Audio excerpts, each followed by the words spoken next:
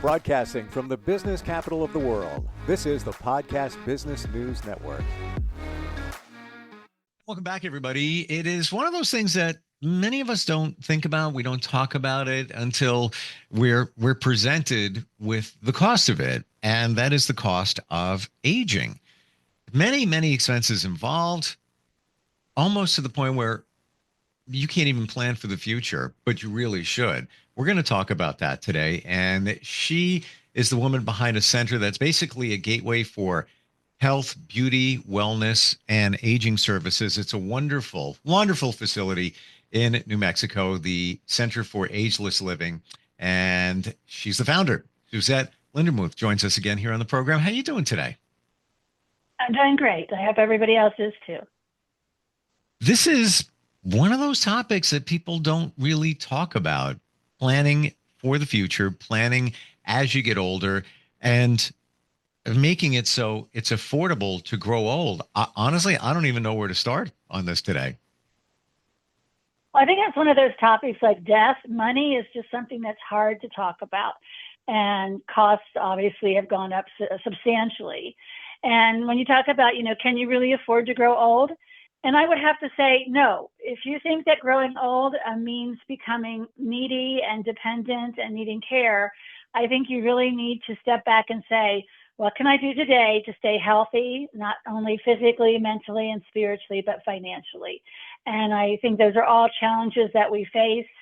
So I think it's an interesting topic to delve into. I think there's a lot of misunderstandings about how insurance works and how the government programs are helping and what all that looks like.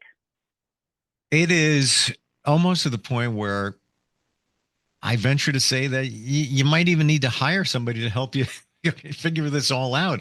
Like you said, there's so many different pieces of the pie, the aspect of it, where funds could become available. Then, of course, you're looking at Social Security. Many are delaying that so they can get the most return on that. Then there's fears that it may go away anyway, depending on how old you are at this time. Let's talk about the government. What is available that we might not be aware of? Well, I think statistically, I think it's important to kind of look at, how fast the population's growing. I pulled up some numbers this morning. In 2022, there was 22.2 million people, over the age of 75. And that number is just, growing so quickly as the baby boomers are hitting that number. We know that when you hit 65, we have Medicare. Everybody, I think, appreciates Medicare. People really love Medicare. But Medicare is a major health insurance program. It does not pay for any long-term care. There are lots of different types of Medicare programs, obviously, and I'm not a Medicare specialist, but there are Medicare Advantage programs, there's Medicare Plus programs, and these are all programs that managed care organizations, which in every state, there are huge managed care organizations, Blue Cross Blue Shield, Presbyterian, Aetna, and they take your Medicare and they blend it with their resources and come up with these packages of health care. So again, some of them have very limited assistance, like maybe you can get home delivered meals if you are in a rehab setting and going home from rehab and need help. So there are little parts of the Medicare program that pay for short-term, what people misunderstand as long-term care. So if you have a hip surgery, a hip replacement, and you have to go to rehab to develop strength again, you can have up to 21 days, up to 100 days, whatever your policy says in rehab, and that will be paid under a Medicare premium. But once that's gone, it does not carry over into your home in terms of a long-term care program. Now, a lot of people say, oh, well, it's going to pay for home health care. That is true. Medicare will pay for a short period of time in your own home, maybe skilled nursing, PT, OT, speech. They will send an aide in for a short period of time. But again, these are short-term programs that help with what we call, acute cases. These are not chronic long-term care needs. So there is a big difference, and people misunderstand it all the time. I have people call me every day. They say, well, I have Medicare. What does Medicare pay for assisted living? No, it doesn't pay for assisted living. It doesn't pay for a nursing home. So I think that's one big fallacy people just have to get out of their head is that somehow they're Medicare insurance. Now, I will say that during the Obama years, under the Medicare, there was a small provision that they were going to add that Medicare was going to handle some long-term care at a certain rate. Of course, that got pulled out of the Affordable Health Care Act, and that's not an option. But that may be something as we look at how are we going to change our health care strategies to be able to support people. Is that something that's ever going to be supported by the government? I really don't know. But it is something that many people think that Medicare is going to pay for it. There's a lot of misconceptions out there about insurance, Yeah. especially Medicaid, right? Well, Medicaid, we can jump into Medicaid. So Medicaid is very different than Medicare. Yeah. So Medicaid is your government assistance program for low-income elders. And every state has different Medicaid programs. So when Medicaid came around, and to be honest, I don't know the exact date that institutional Medicaid was formed, but it was probably in the 50s and the 60s. So institutional Medicaid was developed by the federal government to help individuals that could no longer live alone. They really need medical attention in a nursing home facility. The nursing home industry boomed. The federal government paid states and providers through the federal Medicaid program. It was an entitlement program, which meant that if you were entitled to it, you would get it. It was called the safety net. And Medicaid has a financial requirement and a medical requirement. So you have to meet both levels to qualify. Institutional Medicaid's been around a very long time. You know, it's changed a little bit over the years, but not much. And then about I'd say the late 80s, 1990, states said, nursing homes are so expensive. They've gone up at the rate of like 4.5% every year. The average cost right now is $116,800 for a private pay nursing home facility for private rooms. I mean, that cost it's just so much money. And a lot of people were being sent to nursing homes really because of housing issues and not having any family support to provide even minimal help with what are called activities of daily living. So most states said, we want to look at community-based programs. How can we support our elders, our disabled in community? We don't think that everybody should be in a nursing home. The nursing home model is a medical model. We want a social model. So there was a big drive, and here in New Mexico, I helped to serve on lots of committees in around 1990 through about 1995. We fought very hard to create what was called a waiver. And a lot of states have waivers. Oregon was the first state to have a waiver. And basically, it was a waiver that the federal government gave to states to use those federal dollars. Instead of a nursing home, you could waive it and you could use it in community-based programs. So lo and behold, we fought really hard to have assisted living as one of those entities that could be paid. That program continues to evolve in every state. It's a big drive now for person-centered care plans. We know a lot of individuals need supportive living, but don't need the medical component of a nursing home. So those programs have really taken off, and assisted living is mostly private pay, but there are now a strong movement to continue to look at how to support low-income elders so they have an option for assisted living. So here in New Mexico, we fight it every year. We go to the state legislation, we beg for money so that we can make up that cost differential in assisted living. It's a challenge, but for many people, the assisted living or the non-medical homemaker program where people can stay at home and you can have a homemaker come in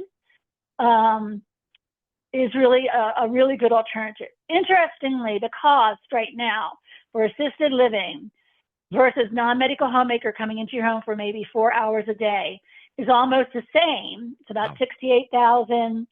I think right now the numbers are about $64,000 to $68,000 a year. But interesting enough, assisted living is 24-hour care. It also includes your housing, all your food, utilities, and everything. Whereas non-medical homemaker services are really, someone coming in for about 4 hours a day. So when you look at the cost, it's just incredible that we have that big differential. So how that's going to change in the future, there's a huge push to continue to support community-based programs. And I urge everybody in your community to look at what those programs are. I can't even process what you just said. That in-home It's a lot of care. information. No, but the in-home care for a few hours a day versus something that medical assistance in a facility is around the same price. Wow. People Yeah. don't realize that. Yeah, and a lot of people say, "Well, I want to stay home. I want to stay home." Everybody wants to stay home. I get that, but we're going to have to really look at cost. And as costs are going up so fast, there's just going to be a breaking point where it's just not going to be feasible to provide services in the home. I will say one thing that has happened, particularly in rural areas, and New Mexico has a lot of rural areas. It's called livable density. There's just not enough people to support assisted living in those communities. There's not enough staff to go out and do non-medical homemaker. There's just not enough people to support that type of care. So we as a nation, as communities, are going to have to say, what are going to be our best options? How are we going to put together these programs that are going to support people in a cost-effective way? And the costs are getting so expensive that even for myself in the industry, I say, how is that going to look? The old saying is when you don't have a lot of money, you end up living with a lot of people, you have very little privacy, and you eat a lot of rice and beans, because that's just how it is. And, that's why assisted living has become an affordable model, is because you have small groups of people living together in a residential setting, and they're sharing those costs. And that is an affordable model. Now, does everybody thrive in that environment? No. But it is a good, strong, affordable option. And I do think that you're going to see unique models of communal living continue to grow. And we see that here in New Mexico. We do have sort of small little communities that are rising up as sort of compounds. There's a lot of those in the cities where an apartment becomes a lot of elders all of a sudden turn the same age in an apartment complex, and they band together to bring in resources. And there's a sharing and a community approach. I think you're going to see those. There are a lot of those in the Boston area that are very successful. So I think you're going to see some unique programs come up because it's just not affordable. We need something. It is. Where are people going to live? It's one thing if you have a home, it's paid off. Okay, but there are many that don't, and because of life changes and such, got a real challenge. The housing alone for any age is affordable housing is a big challenge in our country right now. Now add this. Yes, and the statistics are pretty alarming when you think that 40% of individuals over the age of 85 are going to need really assisted living or long-term care. I mean, most of us know that 70% of people over the age of 65 need some assistance. Now, I'm over 65. I don't really think I don't need a whole lot of assistance, but I do have a housekeeper. I do have somebody who comes and do my lawn. So, I mean, I have help, and I think we all know that we need to have help at some point. But when you start to jump into that hands-on care with assistance with what are called the activities of daily living, bathing, dressing, mobility, toileting, showering, all of those things, you can see how expensive it gets. Right now, non-medical homemaker services are $25 to $28 an hour. Well, in 4 hours, you're way over, a number that makes sense. And so most people, I won't say, some people can afford it, obviously, but most people cannot afford 24-hour care with a non-medical homemaker program coming in. I mean, it's just astronomical, the cost. So the rule of thumb is that, if you need more than 4 to 6 hours a day of a non-medical homemaker program, you might want to look at assisted living. If you need help at night, if you're falling at night or you're getting up at night and you're confused, or you really, your family doesn't feel like you're safe at night, or there's some issues, then again, we try to say, look at assisted living, because to have a 24-hour caregiver, around the clock becomes pretty not affordable. Do you feel a lot of this is because our aging population is living longer and are relatively more healthier than they were back in the day? Yes, absolutely. We're living longer and healthier. And I think that's the reality is that as the baby boomers are hitting 65, 75, that number, I mean, I forget the, I mean, it's just huge, the number of people that are going to be in that age bracket. And there is going to be a percentage of people that are just not going to be able to make it on their own. I mean, statistically, we know that. And, you know, I was looking at some numbers in terms of, you know, in 2021, only 47% of individuals over 75 were in the stock market. Now, I'm not saying the stock market is your only investment tool, but it is clearly one that you can generate income and not doing, you know, not doing a 9-to-5 job. I mean, we are working longer. I mean, many people are opting to, you know, work till they're in their 70s or at least work part-time into their 80s. You know, so that's helping a lot with the economy of aging. The other thing is that Medicaid, which again is a program for low-income elders, their eligibility is going up. So right now in New Mexico, and every state might be a little different, but in New Mexico right now, your monthly income to qualify for Medicaid is $2,901 a month. Well, that's pretty high for Social Security because most people are living off Social Security. So when you look at that amount of money, now I don't have a lot of people that come to me and are at that top level of Social Security, but it is interesting that Medicaid eligibility has continued to increase to try to close that gap because people are, their Social Security amounts are getting higher. Now, again, your assets, you can't have assets. So you have to have less than $2,000 in assets, and that's not a lot of money. So, you know, you can't have stocks, bonds, you can't have life insurance that has cash value. You know, your home is exempt, you know, and your car is exempt, your burial policy is exempt. Some of your VA aid and attendant benefits are exempt, and that's another program that I encourage people to look at if you are a veteran or you're a widowed spouse of a veteran. The VA does have what's called aid and attendant. That is a fund that helps to pay for non-medical homemaker services. It also helps to pay for assisted living. If you're in a nursing home, you cannot qualify for that. The nursing home exempts that. You cannot qualify for aid and attendant. And there are certain requirements. You have to have been a widowed spouse of somebody who served during active wartime. They don't necessarily have to have gone to war, but they have to have served during that active wartime. And all that information is on va.org or .gov. But I find it most helpful if you can go down to your VA counseling center, and almost every, you know, large community has one. We're fortunate here in Albuquerque. We have a VA hospital that has a counseling center right on the first floor of the hospital. We also have the regional office here for the VA benefits. And, you know, I go down there a lot with applications. Don't go down there unless you've got the right documents because they won't talk to you. So there are ins and outs of all these programs. You can hire geriatric social workers to help you navigate some of these things. I also encourage you to have a good financial planner, somebody who knows how to manage your assets so that if you do have to qualify, you can. And I think you have to internally have a talk with yourself and feel comfortable about what would you be comfortable in your lifestyle living. Like, I mean, if you can never imagine yourself in assisted living, then you probably need to think really clearly about where it is you want to live. When you get to that point where you can't, you know, I always tell people I'm so easygoing. I could live in a tent. Just put me out in the field.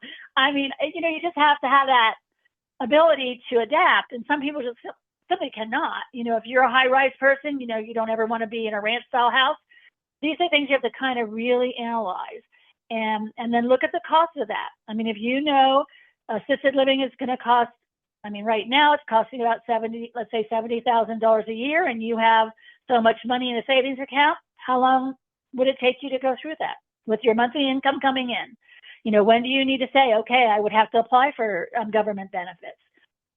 You know, there are trusts that you can put some funds in, you know, disability trusts, those kinds of things that can be used to divert some money. Again, that's when you need assistance with a professional to decide how you manage your assets. I will tell you a funny story because long-term care insurance always comes up. Oh, should I get long-term care insurance? So I went out to see a gentleman, and he was in his 80s, and he was talking to me, and he said, I have this policy. It's a long-term care policy. He said, and I've been paying into it for years. And he literally had paid in thousands of dollars because long-term care insurance is not cheap. So he had paid into this policy for years, and it was strictly for a nursing home.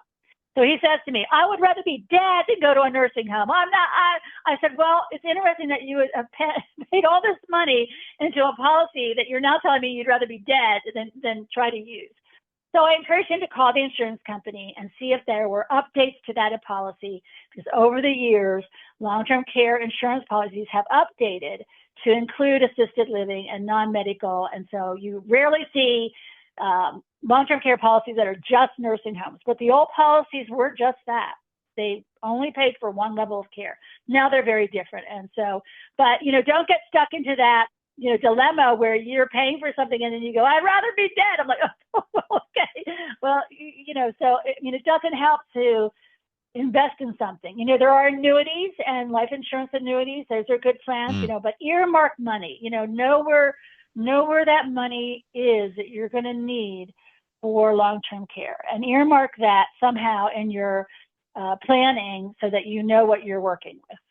And as you said before, Suzette, hire a professional, even if you have to pay him a few dollars to help you navigate this. I could never do it. I mean, I never say never, but this is like a full-time job just to figure out what you're going to do in terms of finances when you get older. And there may be things that 80-year-old gentleman doesn't even realize that can be brought to light. But that's it. You need direction. Somebody can't just do this alone. Wow. Yeah. You deal with this on a daily basis. Out there. Yes. Well, and I handle most of the financial planning of people that are coming into our program. I mean, and I always advise that they seek professional estate planning if they need it. Many people are coming to me with just their Social Security. They've already, they have a little bit of savings left and they're spending down, and, the Medicaid application and the VA application are fairly easy to do. I mean, I know you can hire somebody to do those applications, but they are, they're online, they're basic information. I've been stuck a few times on a few cases that I've just not been able to get through, but you can manipulate them typically with a social worker or a case manager's assistance. So talk to those professionals. Again, if you have assets and you have stocks and bonds and real estate, then you definitely have to have an estate planner. But again, if you have a lot of money, you probably feel a little more secure in your long-term aging needs. And so, I'm really talking about people that are sort of that, middle income person who has a little bit of money, but not a lot of money. And that's the challenge, if you're really poor, again, you can tap into all those programs pretty quickly. If you're really rich, you can obviously afford to pay for things. But sure. Most of us are right here, and it's a challenge. We have to be savvy about our money. We have to be savvy about aging. We have to look at what our community resources and our state resources and our federal resources are. And to be honest, it could all change in 4 years. Yeah, yes, it could. Yeah. Well, then again, we said it when we started that, and we don't do politics here, but yeah. There's many wondering. I'm hoping it gets better.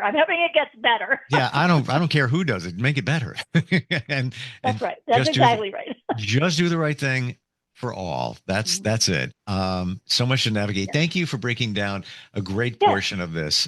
What's the website for the center? So it's nmagelessliving.com. You can email me your comments, concerns, questions, Suzette, Suzette, at nmagelessliving.com. And remember, agelessness is a way of living, so we embrace that. Absolutely. And embrace the future. Got a plan. That's what that's the common denominator. Suzette, thank you so much for being here today. Really appreciate it. Thank you. We'll see you next week. You got it. We'll be right back.